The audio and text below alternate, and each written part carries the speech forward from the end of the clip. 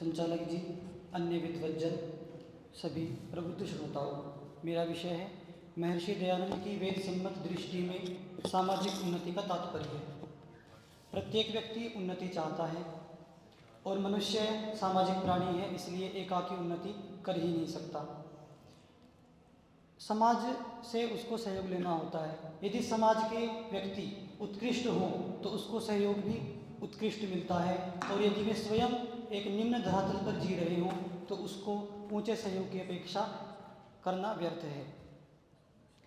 हम देखते हैं कि छोटे बालक अपने आसपास के व्यक्तियों से, परिवेश से प्रभावित होते हैं, उनका प्रभाव बच्चों पर पड़ता है। कालांतर में बच्चों का भी प्रभाव जब बड़े हो जाते हैं तो समाज पर पड़ता है, लेकिन प्रथम तो समाज का ही प्रभाव बालक पर पड़ता है। इसलिए उन्नति के चरण में समाज का मनुष्य पर प्रभाव ये प्रथम चरण है और मनुष्य का समाज पर प्रभाव द्वितीय चरण है। इसलिए सामाजिक उन्नति मनुष्य की उन्नति के लिए अत्यंत महत्वपूर्ण हो जाती है। उसी के संदर्भ में हम अब कुछ विचार करते हैं। परस्पर प्रेम व एकता की भावना समाज का प्राण है। जिस समाज में विपत्ति आने पर सब प्रकार से सहयोग करने वाले, यहाँ तक कि जीवन त्याग करने में भी संकोच न करने वाले लोग रहते हों, वह समाज सुरक्षित रहता है। समाज राष्ट्र के निवासियों में एकता, समर्पण, त्याग तथा अखंडता की भावना उत्पन्न करनी होती है, और केवल उत्पन्न ही नहीं, उसको पोषण भी करना होता है, क्योंकि मनुष्यों की क्रियाकलापों में, मनुष्यों के विचारों में स्वतंत्रता है। इस कारण से समय समय पर उनमें भाषा भेद, धर्म भेद अर्थात मान्यता भेद हो जाया करते हैं। अथर्ववेद में एक मंत्र आया, जन्म विभ्रति बहुधा विवाचसम नाना धर्मानम पृथ्वी यथोपसम। बहुत सुंदर उदाहरण दिया कि पृथ्वी अनेक भाषा बोलने वाले तथा विभिन्न धर्मों और कर्मों वाले जन समुदाय का भरण पोषण करती है। तो इन भावनाओं को, एकता की भावनाओं को समाज में प्रस्तुत करने का, समाज में विकसित करने का जो कार्य है वो सन्यासियों, विद्वानों के द्वारा होना चाहिए, तथा राज्य की ओर से नाना प्रकार के कार्यक्रम आयोजित होने चाहिए। ऐसा जब मनुष्यों में परस्पर एकता और प्रेम और सौहार्द की भावना जागती है तो एक दूसरे के रक्षा में और सहयोग में मनुष्य पुरुषार्थ करते हैं। ऋग्वेद में आया, पुमान पुमान संपरिपातो विश्वतः, अर्थात प्रत्येक व्यक्ति दूसरों की सुरक्षा के लिए सदा तत्पर रहे। ऐसा होने से समाज का प्रत्येक व्यक्ति स्वयं को उस समाज का अंग अनुभव करता है, और ये बहुत मुख्य बात है। जब व्यक्ति समाज का अपने को अंग अनुभव करता है तब भ्रष्टाचार या तो समाप्त हो जाता है अथवा पूर्ण नियंत्रित हो जाता है। राष्ट्र को चलाने के लिए अनेक नियम निर्धारित किए जाते हैं, जिनका ठीक ठीक पालन करके लोग सुखपूर्वक रह सकते हैं। नियम बनाने वाले व्यक्ति उच्च कोटि के विद्वान होने चाहिए, ऋषि होने चाहिए, अथवा न्यायप्रिय तो कम से कम होने ही चाहिए। महर्षि दयानंद जी ऐतरेय ब्राह्मण का प्रमाण देते हुए लिखते हैं, जो राज्य परमेश्वर के नियम के अधीन और विद्वानों के प्रबंध में होता है वह सब सुखकारक पदार्थ और वीर पुरुषों से अत्यंत प्रकाशित होता है। राज्य के नियम परमेश्वर के नियम के अनुकूल होने चाहिए। वेद कहता है, प्रजापते प्रजा अभूम, हम प्रजापति ईश्वर की प्रजा हुए। प्रजापति ईश्वर के नियमों का पालन करके ही हम उसकी प्रजा कहलाने योग्य होंगे। ईश्वरीय नियमों को राज्य के अनुकूल रूप देने का कार्य पवित्र बुद्धि, दूरदर्शी ऋषि अथवा उत्तम विद्वान करें। नहीं तो आजकल के समान अदूरदृष्टा मनुष्यों के द्वारा बनाए हुए नियम स्वयं ही दुख का कारण बनते हैं। ऐसा आज अनेक क्षेत्रों में देखा जा सकता है। आजकल एक विचार प्रस्तुत किया जाता है आदर्श के रूप में कि शासन धर्मनिरपेक्ष होना चाहिए। वस्तुतः या मान्यता धर्म के गूढ़ अर्थ को न समझने के कारण है। जिसे आज राजनीति कहा जाता है उसे प्राचीन वैदिक वाङ्मय में राजधर्म भी कहा गया है। महर्षि दयानंद ने जिस धर्म के यथार्थ स्वरूप को प्रतिपादित किया है उसमें सामाजिक समरसता के कोई खिलाफ की बात नहीं है। सामाजिक समरसता के वो नितांत अनुकूल है। इसलिए राज्य को धर्म निरपेक्ष नहीं अपितु वैदिक धर्म सम्मत होना चाहिए। और ये आक्षेप किया जाता है कि धर्म से यदि राज्य चलेगा तो मनुष्यों की स्वतंत्रता बाधित होती, जबकि वैदिक धर्म में ऐसी मान्यता ठीक नहीं है। वैदिक धर्म मनुष्य को व्यक्तिगत पूर्ण स्वतंत्रता देता है, वहाँ तक जहाँ तक कि समाज की उससे हानि ना हो। चाहे व्यक्ति व्यक्तिगत रूप से भले ही नास्तिक क्यों ना हो, उसकी भी वैदिक व्यवस्था कोई उसको बलात् प्रेरित नहीं करता है। हाँ, समाज को दुष्प्रभाव जब तक ना हो तब तक। महर्षि दयानंद जी भी सामाजिक कार्यों में सबको परतंत्र और व्यक्तिगत में स्वतंत्र स्वीकार करते थे। जैसे व्यक्तिगत कार्य विवाह में उन्होंने स्वयंवर विवाह को प्रशंसनीय माना है। राज्य की व्यवस्था केवल मनुष्यों के लिए नहीं अपितु अन्य प्राणियों की सुरक्षा का दायित्व भी राज्य का होना चाहिए। यद्यपि पृथ्वी पर सर्वाधिक महत्वपूर्ण प्राणी मनुष्य है, पर अन्य प्राणी उनके उपकारक हैं। यदि मनुष्य उनको मारकर खा जाता है तो ये कृतज्ञता है।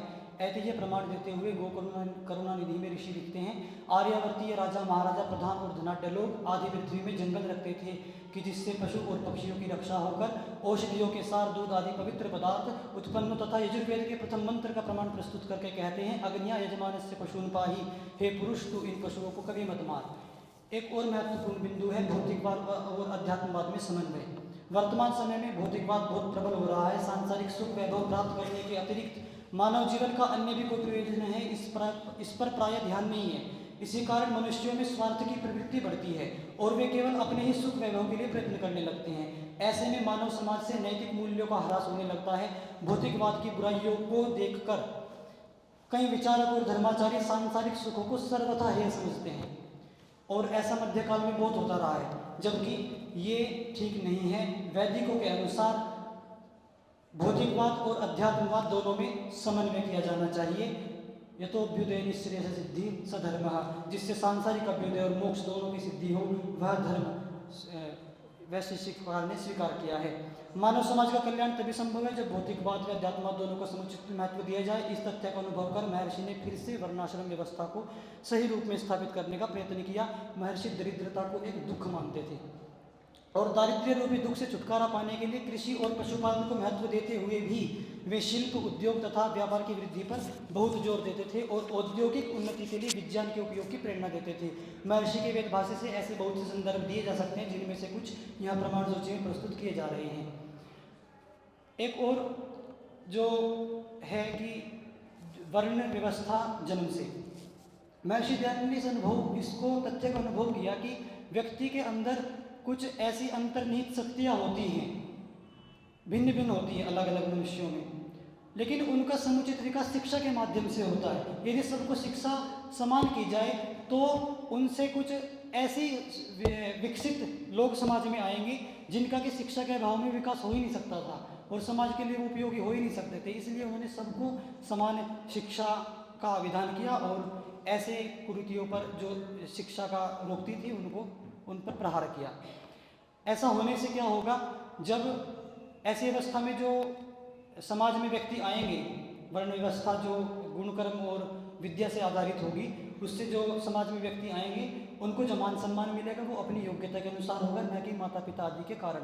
इससे जहाँ स्वाभिमान में पुरुषार्थ की वृद्धि होगी, वहीं उच्च वर्ण में सम्मिलित होने की दौड़ में व्यक्ति अधिकाधिक गुणों को ग्रहण करेगा, जिससे समाज का महान उपकार होगा तथा निम्न वर्ण में रह जाने वाले अपनी स्थिति के लिए स्वयं जिम्मेदार होंगे। शिकायत की कोई बात नहीं रह जाएगी। सामाजिक उन्नति का एक पहलू ये है कि सभी लोग परस्पर भेदभाव न करते हुए व्यवहार करें, अपने से कम योग्य व्यक्ति की उपयोगिता को अस्वीकार न करें, सभी की महत्ता स्वीकार कर सह अस्तित्व की भावना स्थापित हो। ऋग्वेद में बताया, तुम्हारे विचार मन और हृदय समान हो। यजुर्वेद के एक मंत्र में सब वर्णों का नाम लेते हुए बिना भेदभाव के सबकी श्री वृद्धि की कामना की गई है। महर्षि उस मंत्र के भावार्थ में लिखते हैं, जैसे परमेश्वर पक्षपात को छोड़ ब्राह्मण आदि वर्णों में समान प्रीति करता है, वैसे ही विद्वान लोग भी समान प्रीति करें। सामाजिक समरसता के लिए आवश्यक है समाज में कोई भी व्यक्ति जीवन की मूलभूत आवश्यकताओं भोजन वस्त्र आदि से वंचित न रहे। अथर्ववेद में कहा, अक्षुभ्या अतृष्यास्त, हे गृहवासियों तुम भूख प्यास से पीड़ित न हो। अभ्युदय के लिए वैदिक व्यवस्था जहाँ धनोपार्जन के लिए प्रेरित करती है, वहीं एक शर्त यह भी लगाई है कि धन का संग्रह उचित साधनों से किया जाए। अग्नि नया सुपथा राये सुपथा। और भ्रष्टाचार से धन प्राप्त करने पर अथर्ववेद के एक मंत्र में चेतावनी दी गई है कि अनुचित साधनों से प्राप्त लक्ष्मी मनुष्य को इसी प्रकार नष्ट कर देती है जैसे आकाशबेल वृक्ष को। मंत्र है, या माँ लक्ष्मी पतयालु जुष्टाभिचस्कंद वंदने वृक्षम। उन्नत समाज और व्यक्तियों का एक कर्तव्य और है, वो ये कि वे अपने से निम्न समाज व निम्न व्यक्तियों को उन्नत करने का पुरुषार्थ करें। धनवानों का कर्तव्य निर्धनों की सहायता, बलवानों का कर्तव्य निर्बलों की रक्षा, ज्ञानियों का कर्तव्य अन्यों को शिक्षित करना है। ऋग्वेद के 10वें मंडल का 117वां संपूर्ण सूक्त इसकी प्रेरणा करता है। वहाँ कहा, अन्न वाला होकर के मनुष्य दरिद्र के लिए, भूखे के लिए, पीड़ित के लिए, शरणागत के लिए अवश्य भोजन दे। जो इनको न देकर स्वयं खाता है वह पापी है और वह सुख देने वाले परमात्मा को कभी प्राप्त नहीं कर सकता। आगे कहा, धन संपन्न मनुष्य अपने अन्न धन संपत्ति से अधिकार मांगने वाले को तृप्त करके उदारता के मार्ग को अनुभव करे। इन्हीं भावों को महर्षि दयानंद ने अपने सुंदर शब्दों में अभिव्यक्त किया। प्रत्येक को अपनी ही उन्नति में संतुष्ट न रहना चाहिए, किंतु सबकी उन्नति में अपनी उन्नति समझनी चाहिए। वैदिक शासन से समुन्नत समाज के स्वरूप का उदाहरण यदि देखना हो तो छांदोग्योपनिषद में मिलता है, जब कई कयाधिपति राजा अश्वपति घोषणा करते हैं, न मे स्तेनो जनपदे न कदरियो न मद्यपः नाना हिताग्निर न विद्वान न स्वैरी स्वैरिणी कुतः। ओम। धन्यवाद। तो आपके लिए संबंधित किसी को कुछ पूछना है क्या?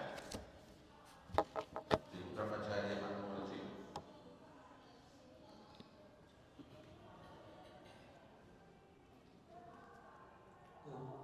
कृपया जो विषय रखा था आपने, समाज की उन्नति का तात्पर्य, सामाजिक उन्नति का तात्पर्य, विषय से संबंधित संक्षेप से एक बार मुख्य विषय का प्रतिपादन कर सकते हैं? मेरे को समझ नहीं आया कि इतना सारा विषय था। वो तो अध्यक्ष जी यदि चाहेंगे तो करेंगे। ठीक, संक्षेप में बस हाँ।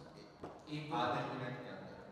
जी, तो इसका मुख्य तात्पर्य था कि सामाजिक उन्नति का सही स्वरूप क्या है। व्यक्ति को सामाजिक उन्नति, समाज की उन्नति होनी चाहिए, सब स्वीकार करते हैं, लेकिन समाज की उन्नति का सही स्वरूप है क्या? क्योंकि वर्तमान में हम देखें, हम किन्हीं चीज़ों को अधिक महत्व दे रहे हैं। जैसे कि मैंने एक पक्ष रखा कि धर्मनिरपेक्षता होनी चाहिए समाज में, तो सामाजिक शासन धर्मनिरपेक्ष होना चाहिए, इसको महत्व दिया गया और इसको उन्नति का द्योतक मानते हैं, जबकि वास्तव में उन्नति का द्योतक है ही नहीं। समाज को वैदिक धर्म के अनुकूल होना चाहिए, ये सामाजिक उन्नति का तात्पर्य स्वरूप है। इस प्रकार से अनेक बिंदु में रखे हैं, तो सही स्वरूप क्या हो, यही इसका विषय है। धन्यवाद।